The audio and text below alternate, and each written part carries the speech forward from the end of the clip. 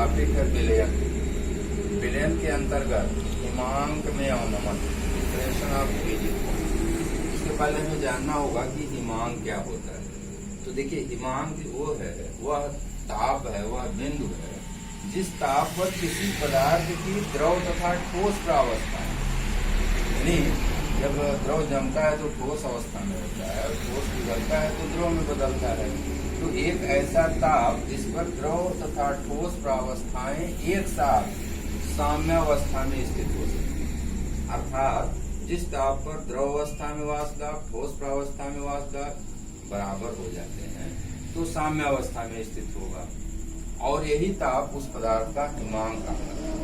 लिखा भी है कि हिमांक पर पदार्थ के द्रव तथा ठोस स्वरूपों के वाष्प दाब समान होते हैं, यानी जिस ताप पर ठोस पिघलने लगता है और द्रव हिमीकृत होता है, ठोस बनता है, ऐसी स्थिति में पदार्थ की द्रव स्वरूप और ठोस स्वरूप के वाष्प दाब जो है समान होते हैं।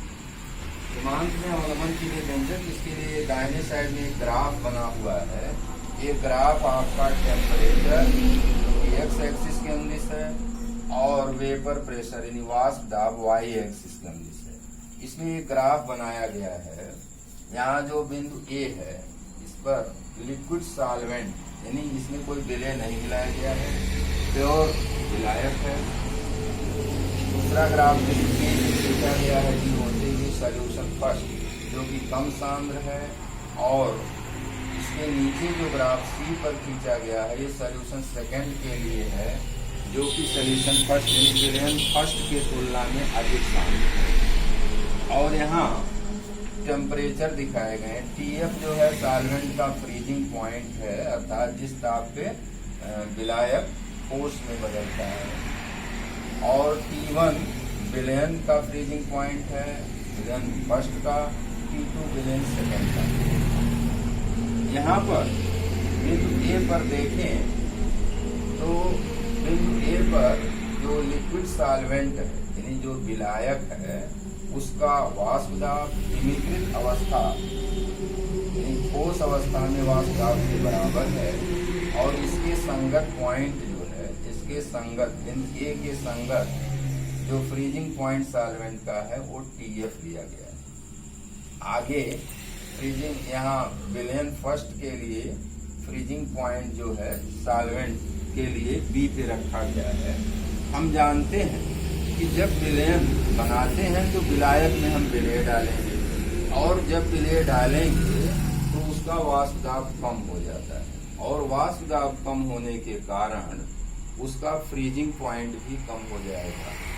यदि शुद्ध विलायक की तुलना में विलयन का जो फ्रीजिंग पॉइंट है कम हो जाता है, क्योंकि विलय मिलाने से वाष्प दाब कम हो जाता है। जैसे फर्स्ट के लिए है, अगर विलयन फर्स्ट हिमीकृत होता है तो हिमीकृत अवस्था में ठोस शुद्ध अवस्था में होता है और उसका वाष्प दाब अधिक होता है। लेकिन अगर हिमीकृत होना है तो वाष्प विलयन में हिमीकृत होना है तो ताप कम होना है। तो बी के संगत विलयन फर्स्ट का जो ताप है T1 है, और इसी प्रकार बिंदु सी के संगत विलयन सेकंड जो कि फर्स्ट की अपेक्षा अधिक सांद्र है, इसका ताप T2 है। तो हम देख रहे हैं कि विलयन फर्स्ट के लिए जो हिमांक में कमी आ रही है, यानी शुद्ध विलायक की तुलना में शुद्ध विलायक टीएफ पर हिमीकृत होता है, अगर विलयन है तो हिमीकृत पॉइंट कम होकर T1 हुआ। तो इसमें जो हिमांक में अवनमन यानी हिमांक में जो गिरावट आई फर्स्ट विलयन के लिए डेल्टा TF1, और सेकेंड विलयन के लिए जो गिरावट आ रही है, ताप कम हो रहा है, वो डेल्टा TF। तो हिमांक में अवनमन के लिए हम एक्सप्रेशन निकाल रहे हैं, expression for differentiation of freezing point. तो इसके लिए अगर ये जो लाइन है, ये ग्राफ खींचे गए हैं, इसमें BD और CE को सीधी रेखाएं मान लें तो हम पाएंगे गणित के नियम से कि त्रिभुज ABD समरूप त्रिभुज AC। और पिछली कक्षाओं में पढ़ा गया है कि जब दो त्रिभुज समरूप होते हैं तो उनकी संगत भुजाओं के अनुपात बराबर होते हैं। ABD और AC में अगर तुलना करें तो इसकी संगत भुजा BD और इसके संगत BD/AC इक्वल टू AB/AE होता है। टीबी की वैल्यू अगर आप निकालें तो बी के संगत आप T1, डी के संगत TF, तो TF माइनस T1। इसी तरह अगर CE को देखेंगे तो CE TF माइनस T2। इसी प्रकार AD को देखेंगे तो यहाँ P0 और D के संगत P1 है तो P0 माइनस P1 वास्तव में अवनमन हो गया विलेन में।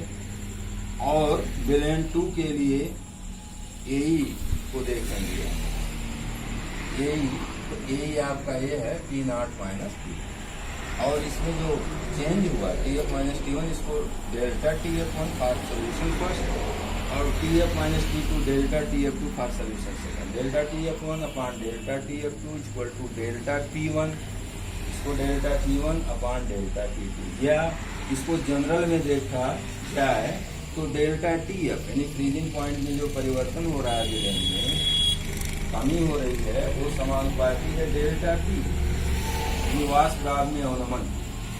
अब राहुल का नियम कण विलेन के लिए लगा लें तो वाष्प दाब में जो सापेक्ष अवनमन है मोल प्रभाव के बराबर होता है P0 minus P upon P0 कण विलेन के लिए WM, स्मॉल w और ये कैपिटल W। स्मॉल w विलेय के लिए मात्रा है, कैपिटल M विलायक का अनुभार, M डैश विलेय का अनुभार और कैपिटल W विलायक का मात्रा है।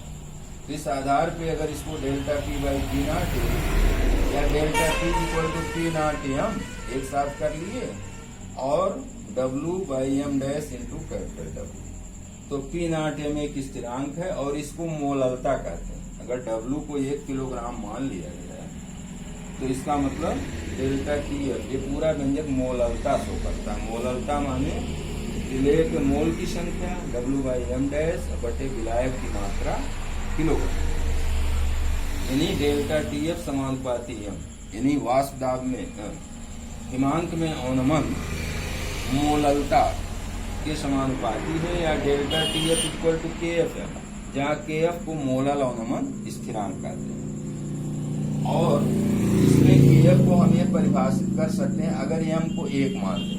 अगर विलेन की मोललता 1 है तो ऐसी स्थिति में KF डेल्टा TF के बराबर होता है, अर्थात ऐसा विलेन जिसकी मोललता 1 हो तो उसमें उसका मोलल अवनमन स्थिरांक हिमांक में अवनमन के बराबर होता है। या दूसरे शब्दों में अगर 1 मोल 1 किलोग्राम विलायक में घुला है तो उसका मोलल अवनमन स्थिरांक ही उसके हिमांक में अवनमन के बराबर होता है।